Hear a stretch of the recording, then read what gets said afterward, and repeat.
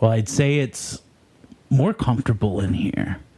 It's not as warm as usual. Well, yeah. I mean, right now, I think it's temperate. That's what I feel like, you know? And you don't want to be too cold because then you're uncomfortable, but too warm, you're too sleepy or too sweaty. Yeah, which, I mean, we've had times where we've been way too sweaty. We've had times we've been way too cold. I've had to bundle up.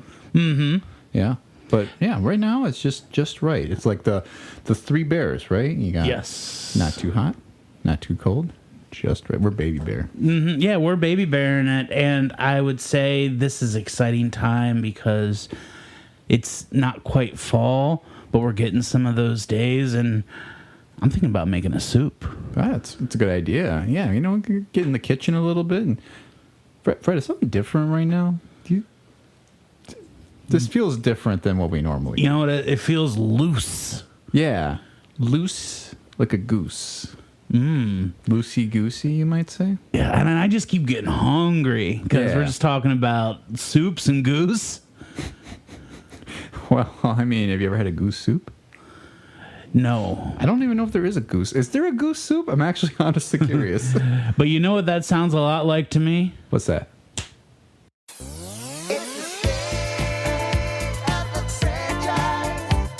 With Thomas and Frederick. With Thomas and Frederick. With Thomas and Frederick. With Thomas and Frederick. Welcome to State of the Franchise, the podcast that talks about franchises of all shapes, sizes, backgrounds, genres, and types.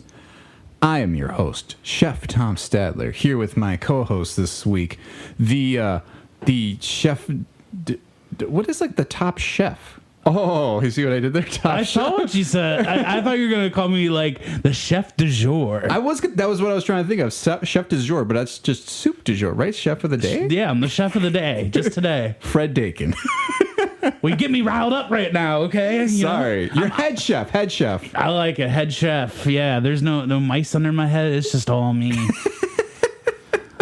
I'm a little testy right now. You want to know why? Why is that? I'm hangry. Oh, well, I can understand why you're hangry today, Fred, because we are talking about a cooking personality this week. I don't even know if we can go so far as calling him. I mean, he cooks, but he's not necessarily a chef. But maybe we'll have to ask our guest about that. Oh, you were looking at me. Oh, yeah, I got this. Yes, Tom. Our guest. You know him from the JCVD episode. The man with the greatest squats. I was thinking not the squat. What's the leg thing that JCV does? The splits? The splits. Why couldn't I think of splits? The man with the best splits in town. Scott Vollmer's here. I'm back, guys, and I'm considering myself the sous chef here of the. Oh, kind of like just kind of helping you guys out. Like what can I do? What can I do? I mean, I would almost call you the Iron Chef here today, Scott. I'll take that. Yeah, which Iron Chef man. We will be talking a little bit about Iron Chef because our unifying topic today is, of course, Alton Brown, who is a food personality. Of all sorts. I mean, he's a cinematographer, host. He's just a connoisseur of foods of all kinds, right? There really is no actual bucket. He's just the food guy, right?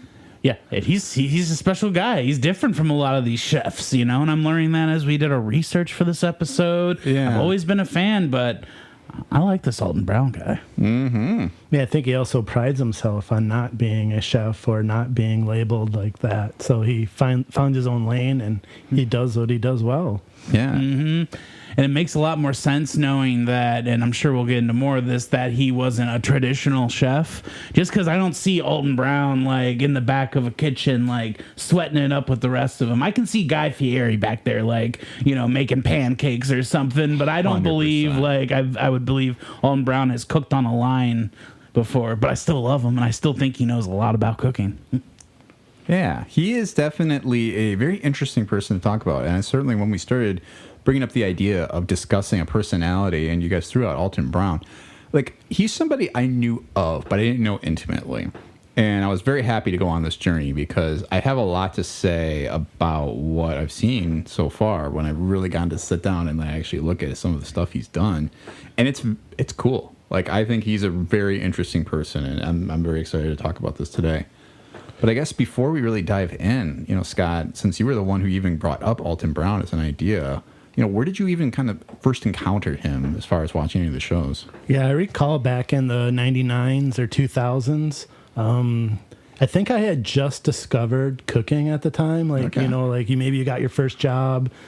Taco Bell puts on the pounds. Rice-A-Roni is not nutritious. Yeah. And you're like, I should learn how to cook.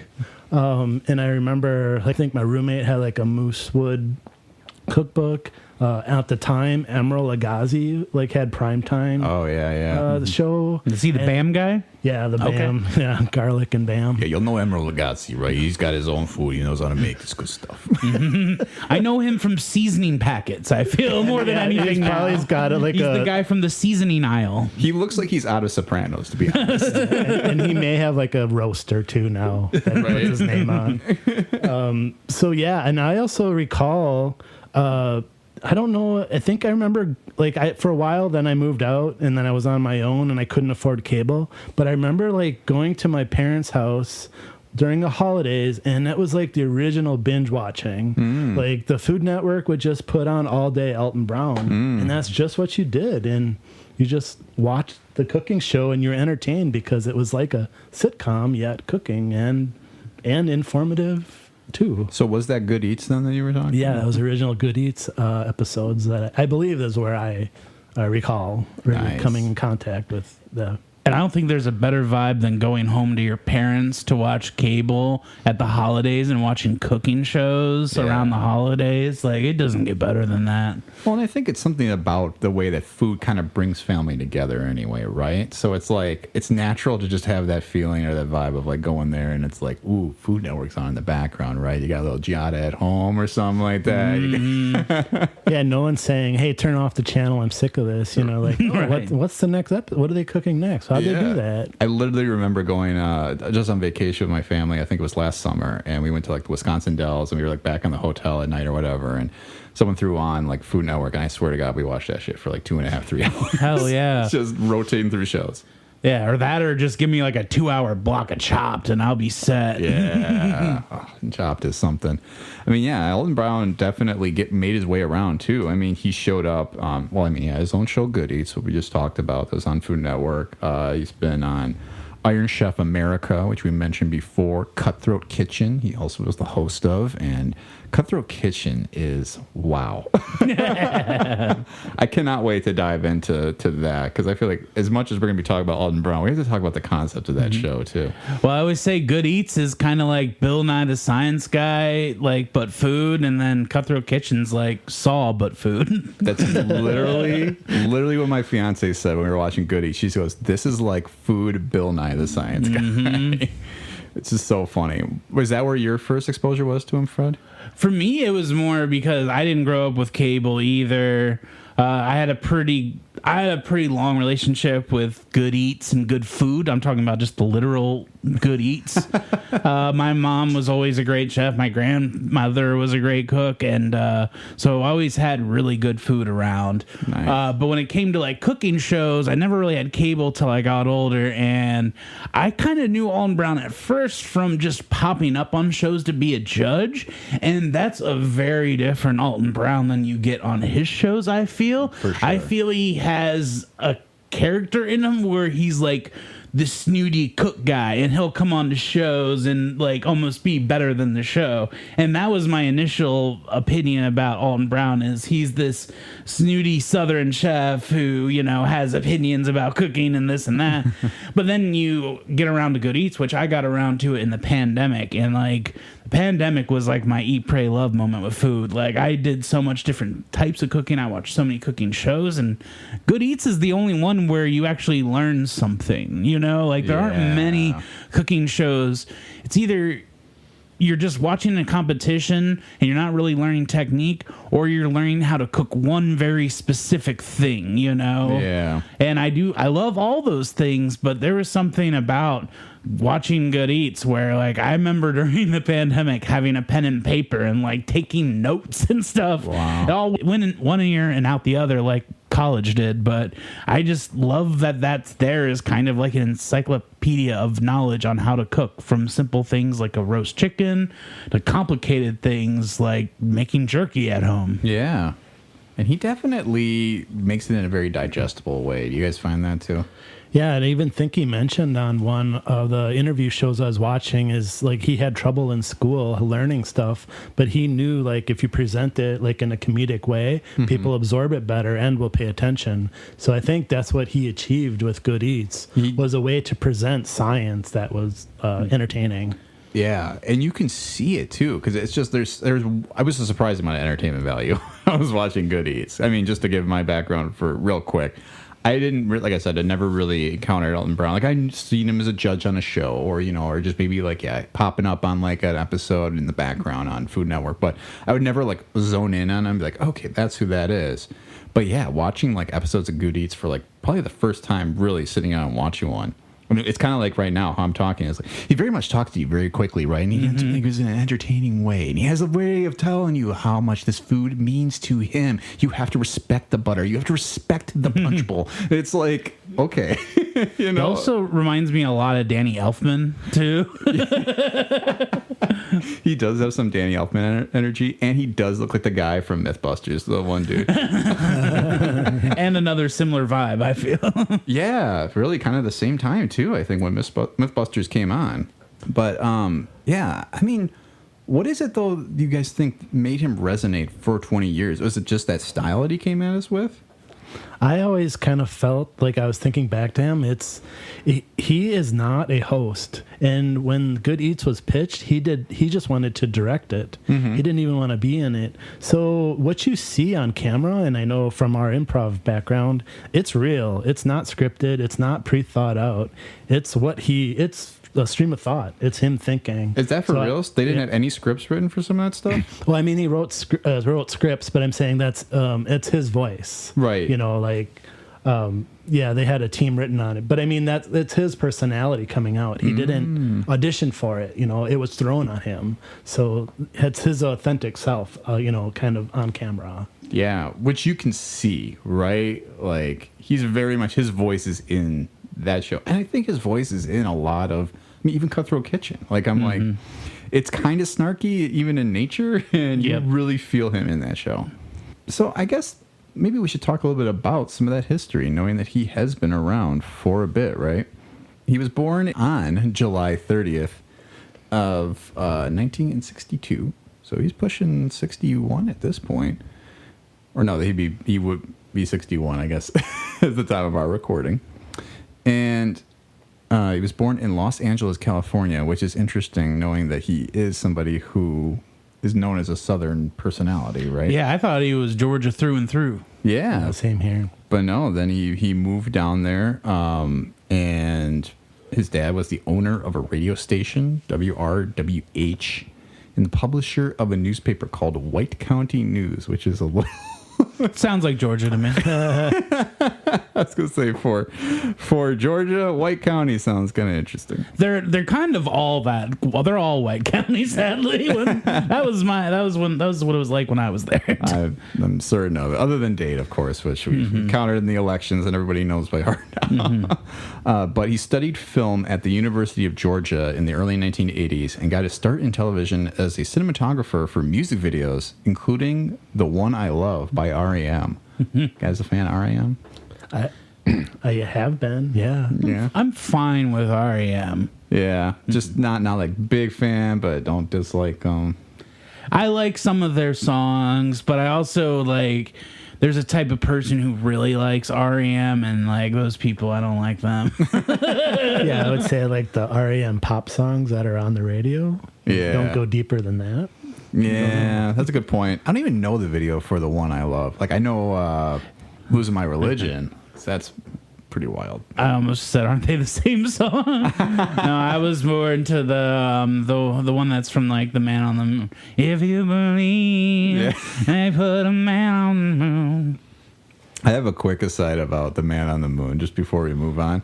Did you guys watch that Jim Carrey documentary where they like talked about how he got lost in the character? Yeah. Not. There was like a moment at the end of that. I don't know if you remember this, Fred, where he was like talking about like his moment of like kind of like coming to Jesus, and he was just like almost like equating himself with Jesus, and he's just going on like this 4-minute rant.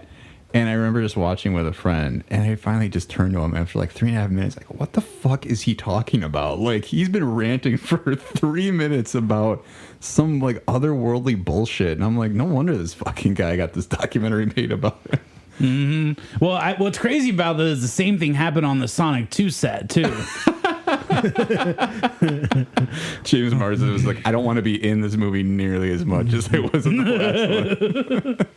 So after he set out to produce his own cooking show, when he was done doing his music video cinematography, in preparation to do a cooking show, he enrolled in the New England Culinary Institute and graduated from there in 1997. He said he was a poor science student in high school and college, but he focused on the subject to understand the underlying processes of cooking, which was a good way to go about it. So he eventually got his show greenlit, and the pilot for Good Eats first aired in July 1998 on PBS, member station WTTW in Chicago.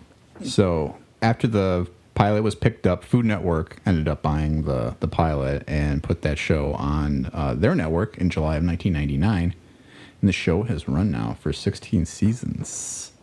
So we talked a little bit about Good Eats already, but I mean, I think saying this is kind of like Bill Nye. I mean, it really does have, every episode is so uniquely themed, right? I don't know. What is it about Good Eats, though, that like really made it need to come back for 16 seasons? I think maybe the cooking channel was light on content, and not to say I mean not to knock the show, but I don't think until, I don't know the early days of the Food Network, but it definitely took a while. Like Alton was ahead of the curve on his show, and then eventually these celebrity chefs, I guess, started doing that same thing, but in more of the style of what Julia Child maybe had done. Just showing, I'm going to cook a recipe, all of a sudden it's done. Yeah. You guys big JC fans? I can't say I'm a huge... I struggle with what she cooks. I'm never going to make that. Yeah. Oh, please. I just made a beef bourguignon of hers that was simple as hell. Now, were you watching episodes with Julia Child, or are you like reading her books? I had her recipe. I have the Scribd app, which is like a audiobook app, and they actually had a selections from her original book, which is hard to find the original. I want to get one of those for like my book collection. But no, her stuff's pretty easy to follow. That was her whole thing, was empowering people to cook. That's for a different episode. Okay. That's something else Alton Brown says a lot in his episodes. He does say. We'll save that for later. I'll speak to the longevity of this show. It's because I think he picks a specific type of dish, and there's just so much type of food. Like, the first episode is roast chicken, but you can do chicken wings, and you can do grilled chicken, you can do, chicken from around the world, I think that's why it has so many episodes, and I also think that's why it has the longevity, is because it's the only show that actually shows you how to cook, other than those shows that show you how to do like one dish at a time. Your Jacques Pepin or your Barefoot Contessa, which I have no time for. I don't want to be thinking about feet while you're cooking. New name, sorry. They just want to cook comfortably. Right? I just don't want to. I don't want to see foot when I think about food. Yeah.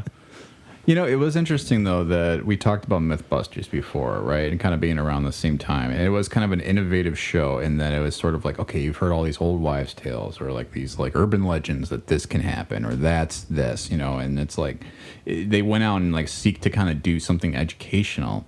And I think you nailed it before, too, when you're talking about like there's really no other cooking shows that get into the education. They'll spend a little time like, these wine grapes grow in wine. It's like, okay, we've heard about wine from everything possible. There's movies devoted to it. There's series devoted to wine. But like, who's telling you how butter like came to be, right? Like, it's and I think that's what's so interesting, that he dives into the history and he makes it like an interesting way to consume it. You know, we were talking about how he's such an entertainer, but I think about like even like Great British Bake Off. Like for one season, I remember they would like go and explore the origins of a dish, and then they're like, well, we don't have time for that. We need to cover all the personalities, which I think that season kind of suffered. And then I was like, I don't feel like I know the people who are doing this, right? So it's like, it's nice to have a show that does kind of do that piece of it, because it's like all these other reality shows with these cooks. It's like you want to know the cook, right? Yeah, and I also feel like some of the other cooking shows, like you can't relate to the personality because I can't cut that quick, you know, and where he's like, no, you don't have to do it like they do. Just do it this way, and you don't need all those tools. All you need is the tongs. Yeah. You know, like, oh, okay, yeah, you kind of buy in to the theory. To, you know, that, hey, I can do this too. This isn't hard. Yeah. Kind of like what I just said with Julia Child. Like, yeah, why do I think that? You know, like, oh, I just don't trust myself. Yeah, I would say another reason why it has longevity is what kind of you were saying was it's a science show, a cooking show, an engineering show, and a comedy show all at the same time. Yeah. So you have people like, I feel, you know, like my grandfather could watch it and see him build a rig to dry jerky and get some laughs out of that, or just the history aspect he might like. I'll watch it to learn cooking tips, or I just like watching food being cooked on screen. Yeah. Like I'll watch these shows where they don't get into it because I enjoy it. It's comforting, but most of the time when I'm watching a cooking show, I want to pick up tips that I can use in the kitchen. Sure. And I think that's what's interesting. Even I'm not a big cook, like on my own. So when I watch a cooking show, I'm always like, okay, you guys are very good at this. You have good technique. I can see that. You're dedicated. I don't have the patience for some of that, and I don't trust myself to do any of that sometimes. But then I was watching a couple episodes of Good Eats, like even just him making like a punch like out of like all these different mixers, and I was like, well, that's not so hard. And I was like, you know what? I think I'm going to make this. Like, it's like the first time I could watching a cooking show. I'm like, I think I'm actually going to attempt this. Like, Yeah, as we revisit this topic, and I picked up some books from the library, it's like, why don't I try? You know, I got inspired to like, you know, cook different dishes or add something different. You know, so just watching the show can inspire you, I think. absolutely. And so he did start writing a couple books. You were just mentioning that, Scott. When did he end up doing that?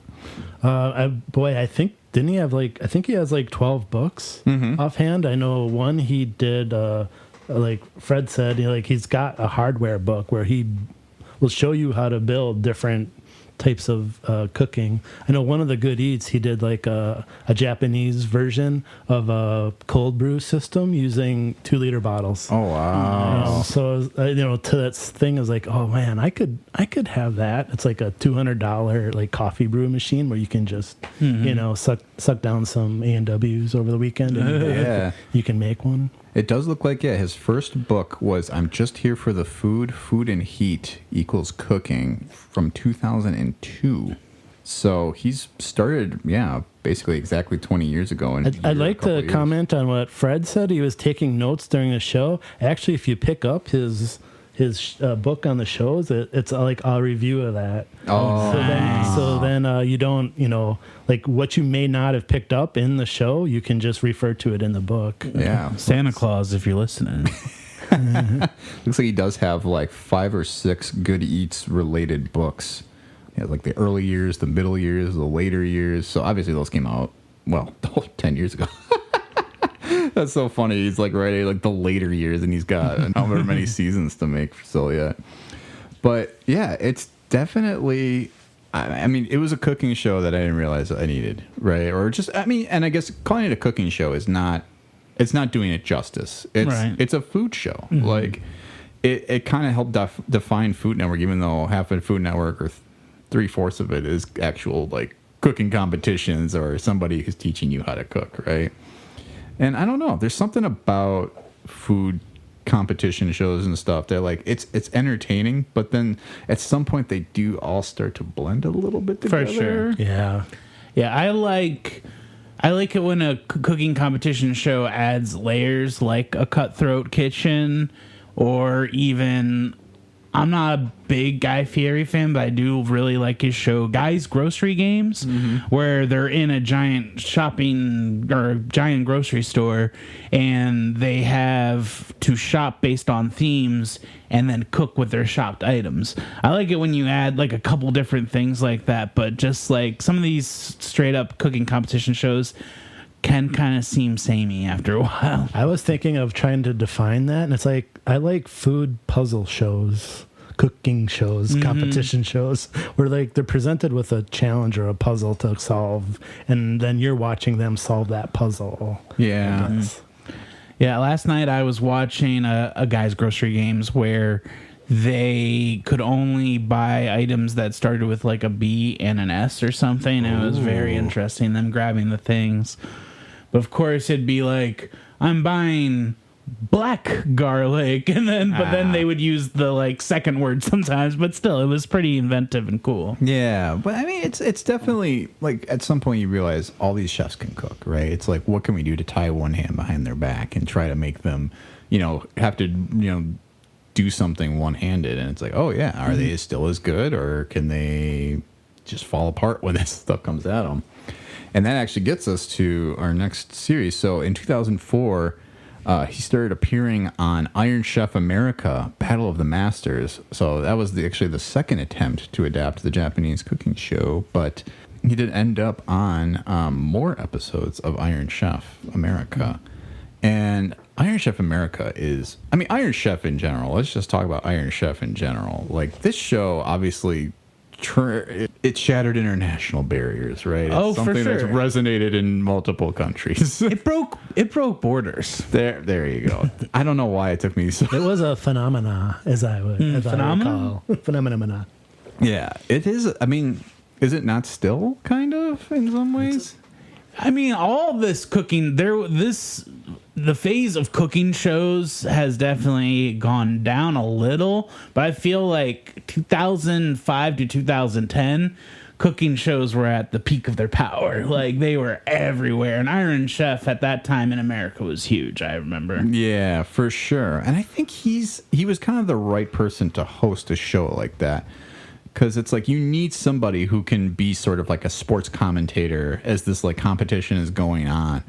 But it's just like, I don't know, he brought like a different type of energy than I even remembered the first time I watched Iron Chef. And I also noticed too, like all the contestants knew him, like possibly watching Good Eats maybe. Yeah. So they all kind of like took his opinion when he would come around or acknowledged him. Yeah, so I haven't watched a ton of episodes of Iron Chef, but the basic conceit, right, is that like you have a challenger come in, right, and then they get to challenge the Iron Chef or one of the Iron Chefs, and then they're given each an ingredient, and then they have to try and like to beat each other in the competition, right?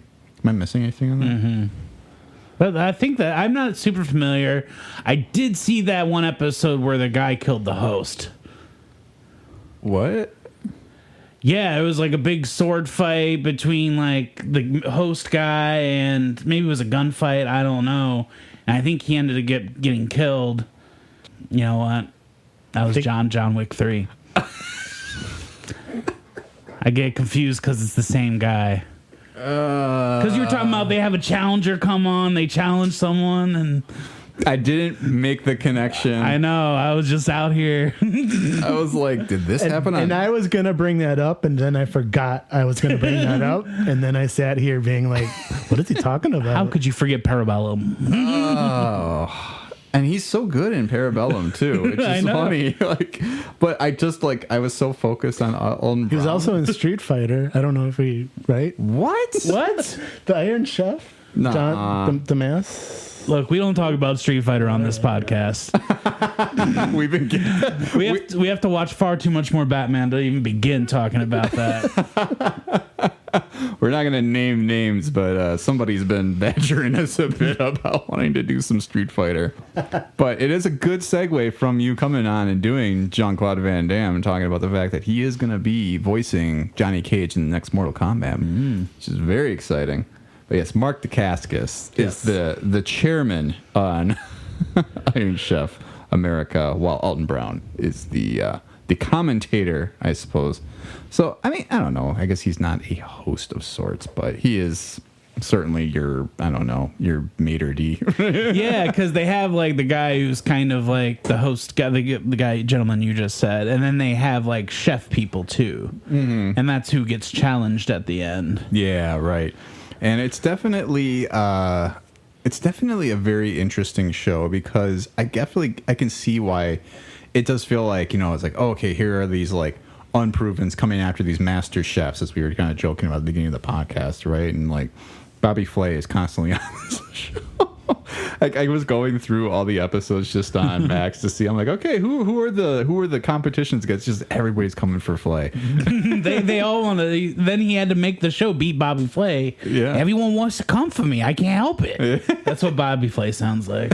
On a side note, what if like us three were the food testers instead of like actual like restaurant owners? Wouldn't that be a little bit more entertaining? Like, I don't know. This guy you just threw more ketchup on, I think, tastes better. I always wanted to write a sketch where it's like you have two really mean judges, like, how they are and really picky, and just have one guy like, well, I haven't eaten all day. This is great. And they're just giving it to us. You guys should really think where your meals are coming from. You know, you have like more back lovely. there? Or this all you plated? Yeah. Like this is just a tiny dish, and man, I just need more. Can I lick the spoons, or are those already been cleaned? You definitely need like two snooty European judges though too. Like, can I Venmo you? That was really good. yeah. Oh my god. Like compliments to the chef. Oh, that was you. Compliments to you. Speaking of taste testing, I know we kind of blew past the whole book part, Scott, but you brought in something for us to taste test today. I did. I was inspired by the books, like I had said, and there was this recipe called the Saltine Hack, and it's basically taking plain old saltine crackers and then just adding a little hot sauce to them. Yeah, well, I think this is a perfect time in the show to take a little snack break, if you will, and maybe test out what you brought in for us today. Yeah, we don't want to mess with our listeners with mesothelioma. It's true.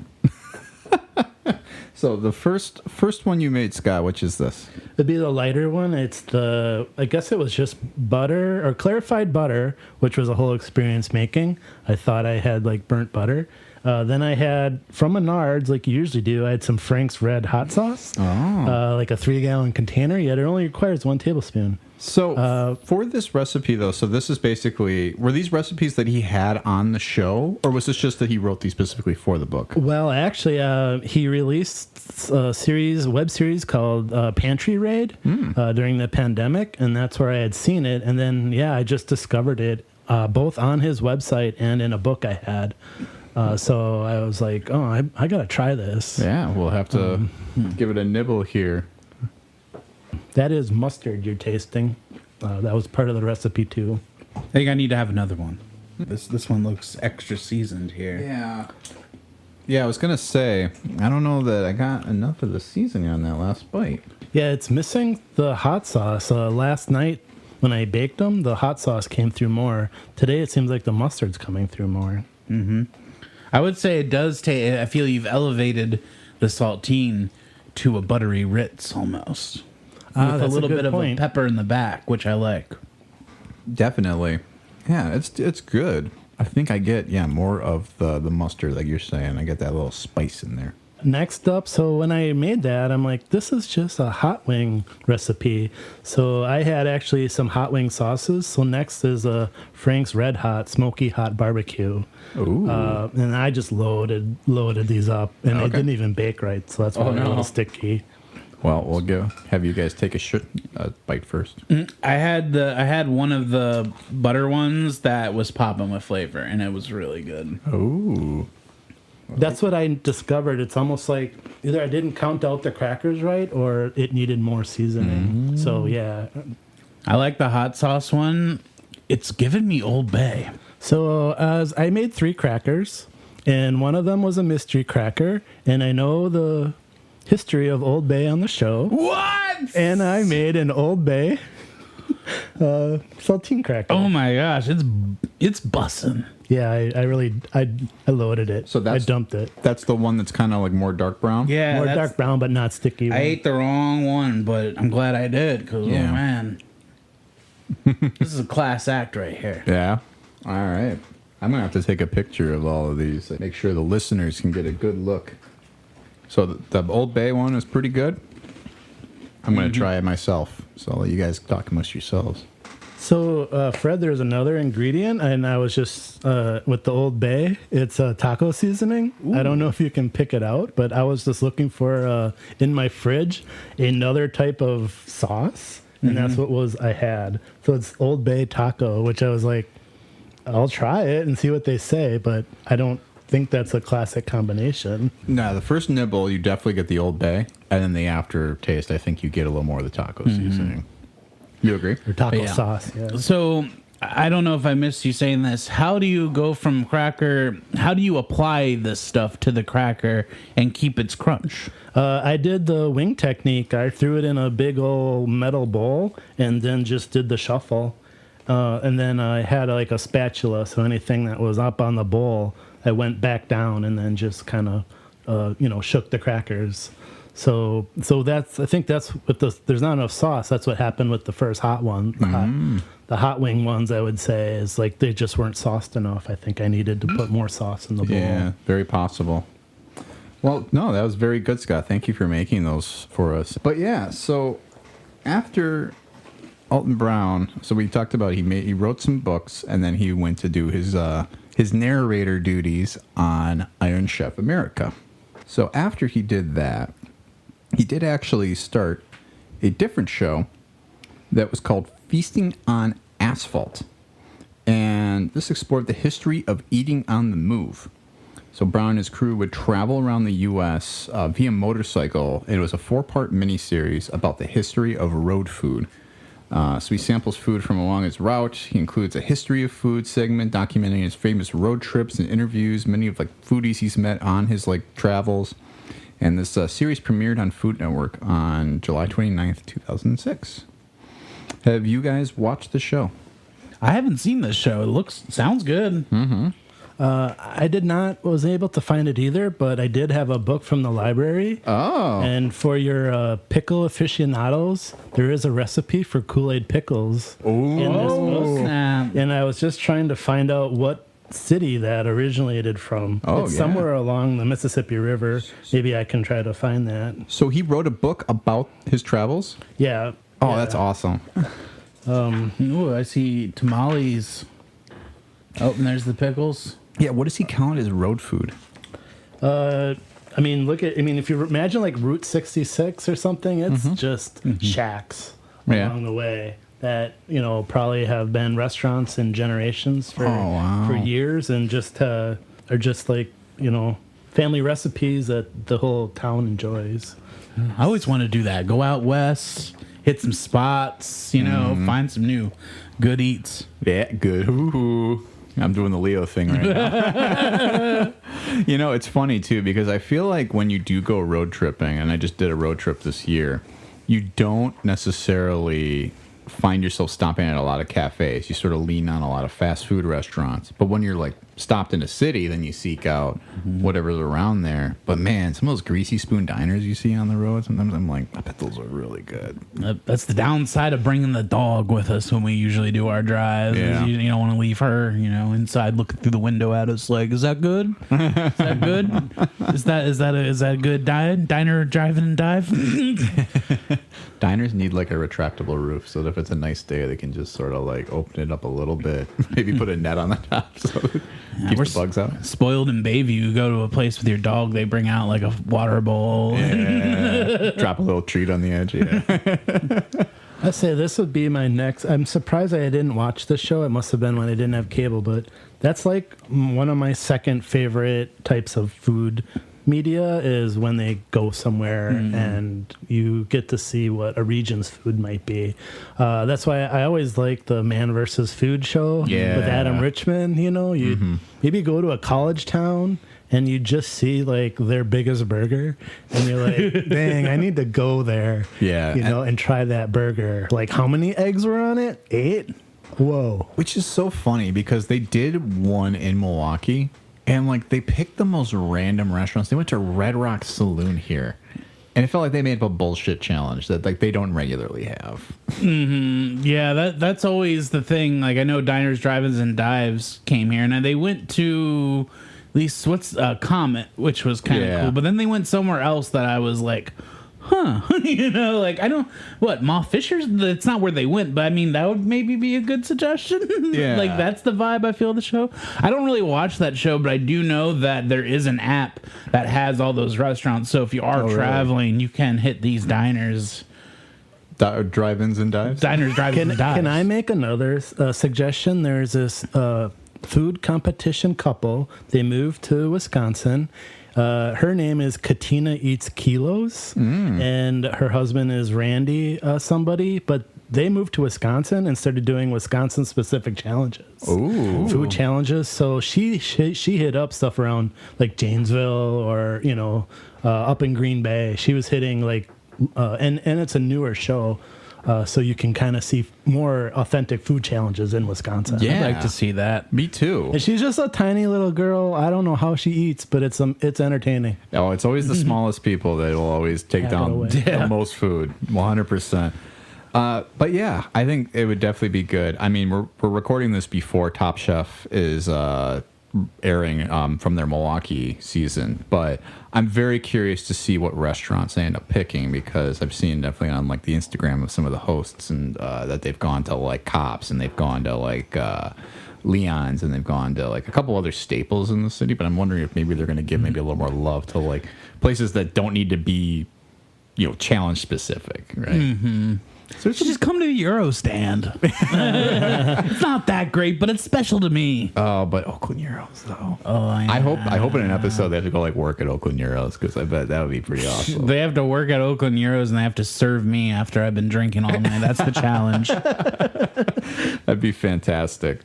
So, getting back to Alton Brown, after a little aside here, in 2013 he began hosting a little cooking competition series called Cutthroat Kitchen.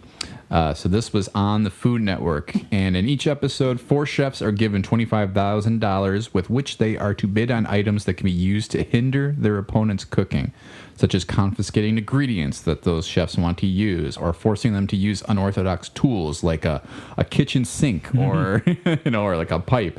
So 3 chefs are eliminated one by one, and the winner keeps all the unspent money as the day's prize. And so this premiered on August 11th, 2013. What do you guys think about Cutthroat Kitchen? I'm not a cooking competition fan, but I do find Alton entertaining in this, because he seems to really enjoy making these cooks challenged. I think even in a recent Facebook post, like I guess it's being now UK is having a show, and he was like, well, good luck trying to match mine. So I think he took a lot of pride in that show, and it kind of shows. Definitely.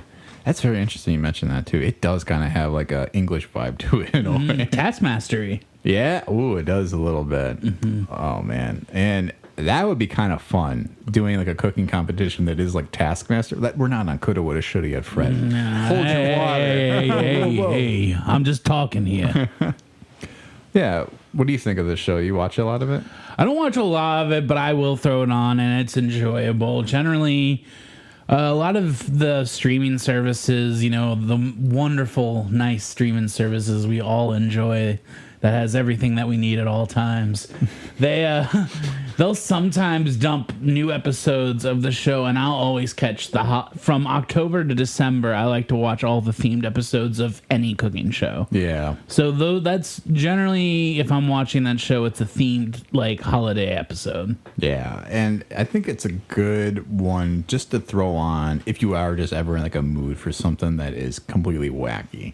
Because the couple of things that I watched on Cutthroat Kitchen, man, I'm like, how do they even get this inventive of like filling a sink with like molasses in order to make molasses cookies? Like, I'm like, this is ridiculous. Like, but it was fun. It was fun as hell, and I was laughing my ass off. Like, Yeah, I think I saw that same episode. I giggled a few times, but I also felt bad for the contestants. I was like, oh, he can't make his famous cookies. I was really hoping that guy would pull it out though too. After he got stuck with like that, and then he had to like walk around with like molasses jugs on his feet.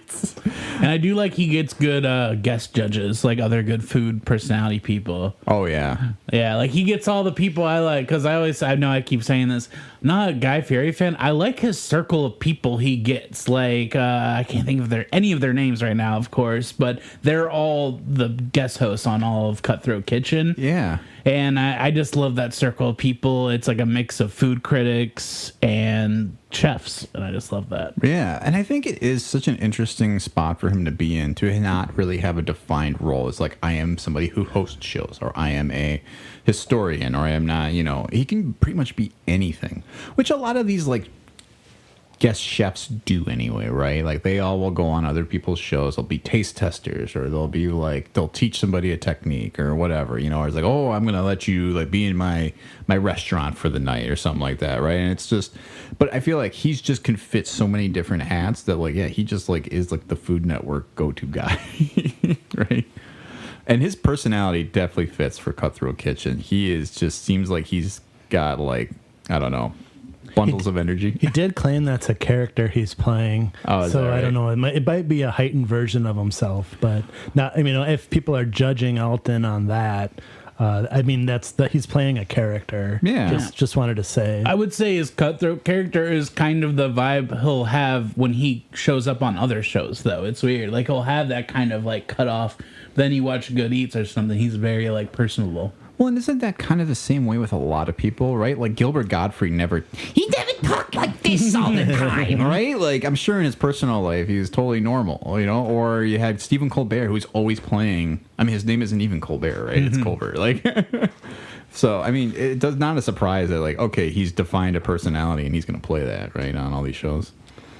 And I think during the pandemic, I also discovered his web series every Tuesday with his wife. They would just cook in their kitchen.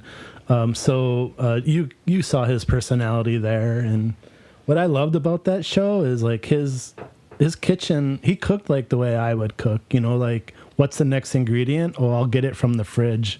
Oh, I don't have a measuring cup for it. I'll just cut off this much. Oh, like, yeah. oh, that I cook like that, versus on a TV show where it's all like pre-measured and you're like, they got perfect ramekins and they just dump them in. I'm like, well, I'm not going to take the time to do that. That's confident cooking, my friend.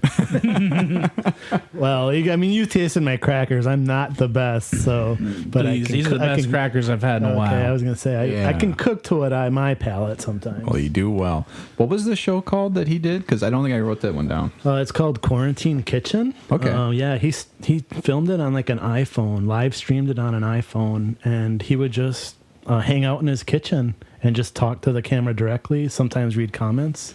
Yeah, they usually make like a cocktail and then make the dinner, and like I spent a lot of pandemic nights just in my kitchen cleaning or cooking, and like I always had this ledge that I'd put my phone on and I could just watch and do stuff. Yeah, I watched a lot of Alton Brown during COVID. Wow.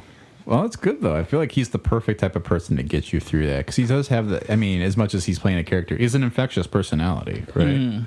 Like, if there's one thing, I don't find him unlikable. Like, he's just sort of like, just kind of like watching this guy skitter around and just say things. He's very, very, very loquacious. So he also joined the Nerdist Podcast Network with his own podcast called The Alton Brown Cast, which covered food news, men's style, music, and other topics. You guys listen to the Alton Brown Cast? I don't. I was unable to find any. I think I clicked on his website and they weren't linked up. So it must have been a limited run then, huh? Yeah, but I do believe he's kicking off a new podcast. I thought I read somewhere that was in the works, so stay tuned. Interesting. Yeah, it looks like, there's podcast archives for the Alton Browncast, but it looks like it didn't even get past like 68 episodes.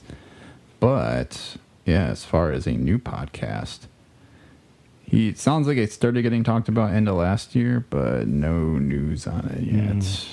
No further news. I'm sure we'll hear about it sooner than later. So after doing the quarantine podcast, he now lives in Georgia, divorced in 2015. So they did live together, no longer together, and he has one daughter who was born in 1999. And so Alton Brown continues on today, doing a whole bunch of different things, right? Like still doing Cutthroat Kitchen. Yeah, making his own, keeping his website alive, adding video clips, probably I think he's working on different projects. And I can imagine he might, kind of like with Good Eats, maybe find the next niche, that people would need or progressing to. Well, he also did tours, and we, my wife and I almost went to one. We just couldn't make the times work. And apparently he's not doing those anymore, but who knows? A lot of people say they're not touring anymore. Yeah, right. I'm sorry. Cutthroat Kitchen did end in 2017. It didn't have an end date listed, but then when you read further, it says it's over. But all these shows, I feel, on the cooking channel can come back. Oh, yeah. It's not like, there's plot. Rebooting any of these shows, I think, is something that could be easily done. We talked a little bit about Pantry Raid, but that was a series of once-a-week shorts that were usually released on Fridays or Saturdays, talking about palatable foods while staying safe at home. So another of his quarantine shows. Is that right? Yeah, that's where I picked up some stuff, and still comes up on my feed, YouTube feed.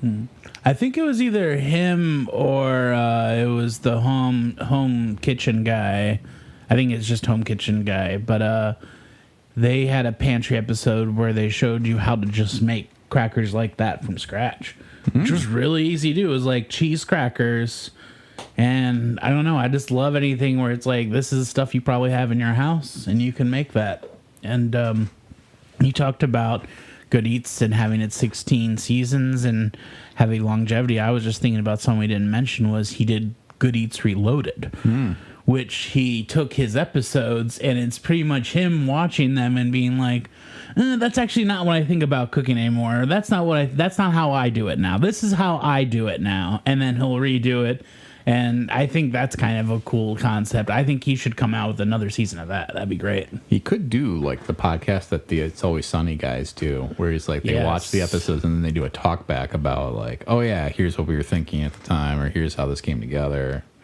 Yeah, that actually would be really good because I believe like him and Gia, I forget her name, were let go by the podcast and they doubled down on Bobby Flay. And so Alton kind of, that's a good suggestion. He could produce it himself and do that. Perhaps this is a good segue for our Coulda, Woulda, Shoulda segment to talk about things he could be doing or maybe should have done at the time.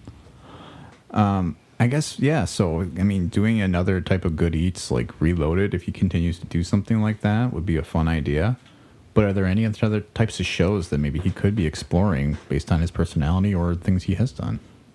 You know what I find entertaining is even when he was on tour, and then he would film himself getting local food and eating it and critiquing it. And it's almost like I don't watch people. I mean, I watch some people eating, like Keith Eats the Menu or whatever. I'll watch that, or Good Mythical Morning. I'll watch those guys eat stuff. But I would like to see Alton Brown like eat stuff and critique it, because then I believe him, and then maybe I'd go to that restaurant. So I don't know if there's like just him eating something. I don't know. Maybe that's why it's so interesting too to think about the fact that on these shows we talked about, he's rarely the person taste testing. He's bringing people in, as we were talked about, like to do the taste testing because he doesn't see himself as a critic, but it seems like he's got opinions. Yeah, I would love if he did a Marie Kondo Queer Eye style show for people like me who like got some cooking talent but struggle with like keeping an organized fridge, thinking of good meals for two people. Like I do a lot of overcooking, and I'll admit I do too much waste with my food. I want to be better about that. when you watch Good Eats, the thing I'm the most jealous about is how he organizes his fridge and how he uses everything from his food. Yeah. And like, I don't know if you guys ever watched that with cooking shows where they're like, oh, and you want to save this because you'll be able to make a great that. And this part of this, like, especially with like a whole chicken. That was always like, that's the thing I've done a few times in my life that I'm very proud of is making a whole chicken. All right, I'm going to make stock from the bones. I'm going to make a soup with that. I'm also going to have a meal of roast chicken, and then I'm going to make like chicken enchiladas one night and then this one night. Yeah. Like really just using it all. And I just think I love him going to like someone's house and kind of giving them like a Good Eats makeover. Yeah. And I would also love him, you mentioned him critiquing food. I'd love him to go to like different frat houses or something, or sorority houses, and they have to cook something like with what they have in their big house of all these college kids. Yeah, like here they got a bottle of ketchup, here's some taco seasoning, here's a box of saltines. What can you make? Hey, guess what? Got something similar already. I like that idea a lot. I do like the idea of him doing a podcast, not necessarily doing it on Good Eats, but I like the idea of maybe him doing some more of the educational piece, because I think there is just still such a vacuum for that outside of like books. I mean, there's food podcasts, there's books that you can read about, food history and all that. But I think it'd be great to hear him talking to some of these chefs just about what they know about like certain dishes, or like, if he wanted to bring an Emerald on and talk to him about Italian food or something like that, right? Like, I think there could be some value, and I think he'd be a very entertaining host in the way that Fred and I are. Get him and like David Chang in a room. I'd be pretty happy with that. That would be a lot of fun. Yeah. That was going to be kind of like, I was going to pitch a sitcom where there's these two podcasters, and they We're listening. Yeah. They struggle with what topic maybe to come up, or maybe there's a relationship. But they have a guru guy where they go to eat each day, and this guru person maybe is making some crazy rig to do some type of cooking, and then maybe he gives good advice to these two podcasters. Mr. Vollmer, are you trying to seduce us? Yeah. I almost wrote the script, but then I was like, I better make crackers. No, I like that. Like, Tom and I have our podcast sitcom, and he's kind of like the Jerry Stiller of the show or something like that. The Jerry Stiller or the Wilson, who used to be on Home Improvement, that guru person where you just like, I'm having a bad day. My podcast friend can't see eye to eye to me. Here, enjoy this microwave pot pie, This is the best pot pie I've ever eaten. I do like the idea of that. I mean, it's fun idea. I just love the idea of, like, again, food kind of bringing people together. There's something kind of wholesome. There's something kind of heartwarming about the way you prepare food. I think that's why even just Food Network is such a comfort, like, background thing to watch, right? Because you have a show like Good Eats, or you have a Top Chef or something where you can be like, pop this on, and you have a conversation with somebody, but then you get lost when you don't have anything to say and you're watching it and you're like, oh yeah, wow, that's really impressive what they're doing. But yeah, having a guy like him on and being kind of like a guru, or it's just sort of he is like your problem solver, I could see it. Can you guys see in an alternate universe, like if there wasn't sports, where you would maybe just like get together with a bunch of lemonades and then you'd watch a cooking show and then critique it?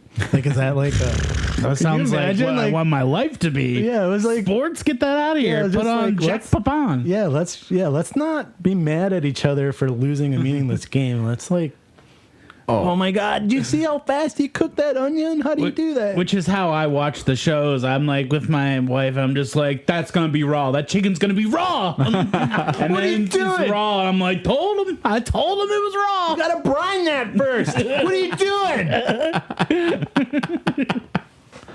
I love it. I love the idea. See, that is a sitcom I want to see. It's like a alternate history where like sports are not popular, but people fucking love cooking competitions.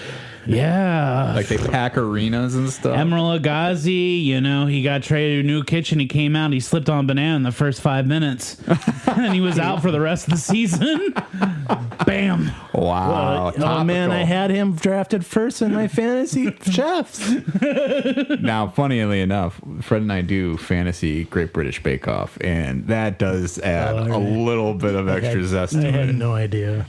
When they had the season with Giuseppe and Jurgen, Oh, what a season. that was like coming right out of the pandemic too. It was like perfect timing. Oh, You've never lived until you've been in a room that's like dead silent, and then Paul Hollywood goes for a handshake, and everyone goes nuts. I would, because they tried to do Great British Bake Off or the Great American Bake Off, right? And it like didn't hit in the same way because people were like not helpful. I feel like if you did have a host that was like Alton Brown, like working opposite like a Paul Hollywood or something like that, or if he was like the Paul Hollywood, I could very much get down with that. Mm-hmm. Maybe he can't be the judge, but he could be like the Noel or The something. Noel. Mm-hmm. Yeah, I think that'd be fun. Try I it. got one more left field, woulda, shoulda, coulda, and I want to run this past you guys. Yeah. Jeopardy host. He'd be a good Jeopardy. I think he'd be very good. Yeah, he kind of presents that knowledge, yet might make it tense, in the environment. Or Wheel of Fortune. Well, that's I right. could That's see that. open. Be better than Seacrest. I don't feel like he's got the right. I don't know. He's too like talk radio. I don't think he knows all the vowels. He's gonna struggle so bad in the first going. Be like, you have an A? Oh shit! Wait, no X. Sorry. All right. Sometimes why? What the hell does that mean? Another coulda, woulda, shoulda. Like I really like those like renovation kitchen shows where like we're gonna bring back this kitchen up to snuff. I'd like him to go in and redo the kitchen from the menu. Because that thing needs some cleaning after what happened there. I think he could come in and really do a work. That was a messy conclusion. In your menu. A movie that I was very sad did not get more love than it did because I enjoyed the heck out of it. I'd love a sequel with Alton Brown. God. I don't even know how you do that unless you have Anya Taylor-Joy end up in spoiler alert. Cutthroat Kitchen. Yeah, bad dog Cutthroat Kitchen, but it's really cutthroat. Yeah, I definitely like the idea though of putting him in scenarios where he can be a little bit more because he just does have like that. It's more than your average person you'll see on Food Network, and I feel like a lot of people can be sort of low energy. And I feel like he just brings a lot more to the table. He is like a sports commentator. I think that was such a good analogy, too, to even bring that up. So I think that does get us to the power rankings segment of this episode, guys. And for this week's power rankings, we are going to rank our... Well, I think we have to do two rankings. First, we'll rank Alton Brown's top 3 moments or his episodes from any of the shows that he's done. Or podcasts or books, if you would like to rank those as well. And then I think we got to rank these crackers we just tasted. And Scott, we're not going to make you feel bad because that still means that one of them was really, really good. And they're all good. Let me just get that out of the way. But would you like to kick us off on your Alton Brown episode/moments? I gotta go back where I rediscovered him. I gotta go with the Quarantine Kitchen, and I recall a grilling episode where he did outside and he ran out of light, and I think there was something going on in the parking lot. I was just entertaining, but it's like, oh yeah, that's how I cook, so that would be like a top one. And then I recall a long time ago, and he's abandoned this recently, but he had a way to cook rice, but it was like baking it, where you just add boiling water and then baked it.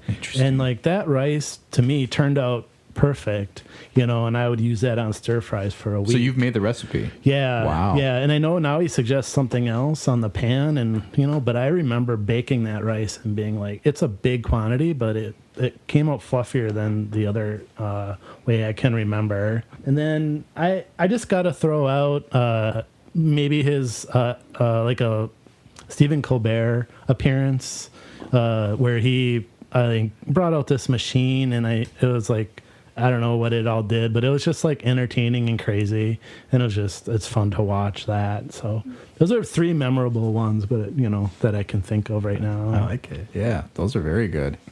Fred, what about you? I'm going to go with just really random stuff because, like I said, I usually watch him to learn things. One thing for me, learned how to boil an egg recently watching. I'm going to put that in my top 3 moments. And I'll just say quickly what he does because it's quick. He puts the egg in the plain, water, not hot, puts it on the stove, gets it boiling. Once the water's boiling, covers it, takes it off heat, lets it sit for 15 minutes, then puts it in ice. Ooh. And it says perfect eggs. He also mentions that if you put a rubber band around your carton of eggs and put it in your fridge sideways and let it sit for at least, overnight or whatever, you'll have like much better hard-boiled eggs. Interesting. Yes. Another moment that I really, really like is he created a meat dehydrator with a house filter and a box fan. And I just thought that was super cool. And I was also a little scared because I was like, what's in that filter? Is there anything chemical based? I don't know. But and then I gotta say it's another instructional moment. And I'll say before I say that I recommend if people are kind of like, I don't know if this show's for me. If you're ever in a spot and you're like, I want to cook a pot roast or I want to cook a baked chicken, like a very basic thing, type in that thing plus good eats. There's probably a whole episode about it, and it's very helpful. And I'd say one of my favorite things they did on that was show a diagram of a steer and point out where all the different steak cuts come from. And I really did find it interesting, that the steaks more towards the center are more tender because they don't get worked out as much by the legs and the arm. Right. The meat closer to the legs and the arm, sorry for our vegan vegetarian audiences, that meat is going to be tougher but have more flavor. And just stuff like that is stuff I do kind of forget it and I have to go back. But that's what I'm looking for in a cooking show is information where when I can go to the grocery store, I can have better knowledge of the ingredients that I'm cooking with, and I can just feel better about what I'm buying. Yeah. No, I think that's definitely a good call too, because I feel like it is a very accessible, all of his instructionals. Whenever he's telling you how to do something, it's very easy to respond to. You just are like, okay, I think I kind of get it now. 'Cause he seems like an everyman. I mean, I haven't had as far as exposure as you guys have had, so I think the couple things that I saw that were really interesting. One, I mean, we watched this episode on him talking about butter, and he went to an actual butter facility back in 2000, and honestly it wasn't even about the butter. It was the way he filmed this thing. It was just very real-time footage. You could hear the buzzers and everything in the background, this trying to talk to this guy in an office that clearly was not a secluded office. Just as somebody who has a film background, I'm just appreciated the fact that this guy was kind of busting it and going out and really doing the work rather than just kind of having a crew go out there and get all this stuff for him. You could see he was there and directing and trying to get it. And I was just man, he had a passion. I think that's really what helped me understand oh, he really wanted to do this. So it was cool to see how rough it was for a show or an episode that was back in 2000 2001. I was watching a more recent Good Eats, just more later in the seasons, and he's also a movie nerd, but he's most of the time the worst kind of movie nerd where he's gonna have a Casablanca reference. Yeah. But there was an episode, and I'll put this as my number 4. Where he does a Seven reference, but it's super low key. He does the scene where Morgan Freeman walks into the library after hours and the guards are in the upstairs and he's like, hey, how's it going? You working late? He does that in a grocery store and it's just super subtle. And I'm like, you doing a Seven reference on Good Eats right now? Well, there is the gluttony sin. So. But it's also Good Eats. It is. I'll give you that one, Fred, as my second one, because I don't know if I have three big ones, but I'll go for my last one. He did an episode on Punch that really I thought was super good. Such an interesting history about Punch, and he basically was just throwing shade at cocktails. It was like this was impatient Americans who couldn't wait to make good punch. But one of the things he did in the episode was he's like, you need one big thing of ice, and I'm like, how do you do that? He filled up a water balloon and he put it in the freezer. And then the next day, he like cut off the rubber of the balloon, so he had a big like egg of ice. And I was like, "Holy shit!" Like just thinking outside the box on stuff like that. Mm-hmm. He is just such a. I don't even know where he gets half his tips, or if he's just fucks around like all over the house. I think another attraction, like I sometimes I would call myself a food tinkerer, and like he fits that bill, like what you said. Just maybe tinkers around and like, oh. A balloon would hold water, right? Like an Al Borland type. Maybe I literally couldn't think of Tim Allen's character's name, which I think is Tim. I don't think so, Fred. It's not. It's like successful Tim the Toolman Taylor, but with food. Right. Yeah, you just said it, Tim Taylor. Yeah, I got it that time. I do like it though. I think, and I appreciate that he came up with life hacks and didn't call them life hacks, because that term is really cringy to me. And I think we have some crackers to rank then as well. I know we're asking a lot of you, Scott, to start the rankings, but everybody's your own worst critic when you're a cook. So, what did you think? I have to go by like pride, I think, versus taste. So. And taste. So I go top was the smoky hot barbecue. Ooh. I don't know, that got my sweats going a little, and I was really proud of like just looking in my fridge and grabbing that one. Mm-hmm. And then the next, I am going the hot wing sauce one, or the butter and hot sauce one, because I think that has potential, but it's light. You can eat a lot of them, and they're flavorful. And then last would be the Old Bay. Just nothing to knock it. I just like, I'd eat the other two first. Yeah. All right. Fred, I suspect what your number one's going to be, but let's hear it from you. Number one is Old Bay, because it's delicious. Well, no, I'm going to be honest. I got to say, the spicy barbecue was really good, and that's going to be my number one. As much as I'd like to put Old Bay at number one, because it's always number one in my heart. But then I would do Old Bay, and then I would do the third, the butter. The hot. I call it. Or the hot wing, yeah. Yeah. I think I'll agree with Fred on that, actually. And I think I need to taste another one of the hot wing ones yet. And I know there's still a couple left, so I might be trying them out, and maybe I'll change my opinion. But then number two, definitely the Old Bay. And then number one is that hot barbecue. He crushed it, man. That was really I am tasty. so excited about the Old Bay, because that was just also a Hail Mary. Yeah. And it tastes like Old Bay. It tastes more like Old Bay than some of those Old Bay chips you get at the store. Oh. Yeah, I had the ratatouille moment when I ate that. I was a little boy by the coast. I just love that you ate it like out of order, and you're like, made me happy. Like, this is Old Bay. And I'm like, yes, you knew it. Yeah, they'll if Old Bay is ever illegal, they'll hire me at the airport to like smell people's bags and stuff. So I think that gets us to the end of our episode here, guys. Scott, we really appreciate you coming on. Is there anything you would like to plug, though, at this time? I think and I think it's been said before, just come out to the Interchange Theater, look for Team Tina. Yeah. I might be there. You might see me. I am in a different town now, so I'm I was so excited to come back to this. I've lacked creativity stuff, so I don't know. I don't know. But anyway, I need to get more creative again. You gotta get that Sheboygan improv scene. I know. Yeah. I know. Or you guys all just have to move there. Or maybe we come up for a visit. There's a really good, speaking of food, there's definitely a meat shop up there that my dad has turned me on to called Miesfeld's, and it is real good. Yeah, we want to do a trip up there with the doggy and like go to Col Andre and then go to Sheboygan for dinner or something. Yeah, it's a destination place with Kohler, so there's a lot of good restaurants, Italian, and yeah, Miesfeld's. I'm I'm there quite a bit. Yeah, it's worth it. Scott's gonna plug Sheboygan, and I'm here. And I'm kind of here for it because I do like Sheboygan a lot. It's an hour away. It's fun. Fred, what about you? Anything you want to plug?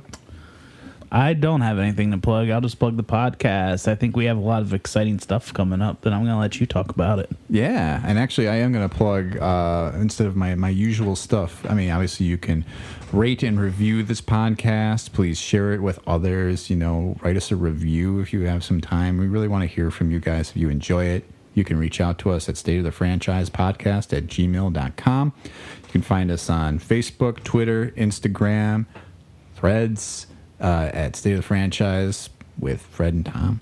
And, we also have a lot of fun stuff coming up. Some big reveals coming out soon. I don't know if I'll call them reveals. They're just fun surprises. But we are coming up on some anniversaries, and we're happy to share those with you. Actually, next month is going to be our first theme month. We are doing a devotion to spooky season. Do we have a name for this, Fred? I think What was the last one called? Yeah, Scare of the Franchise. Damn, that's good.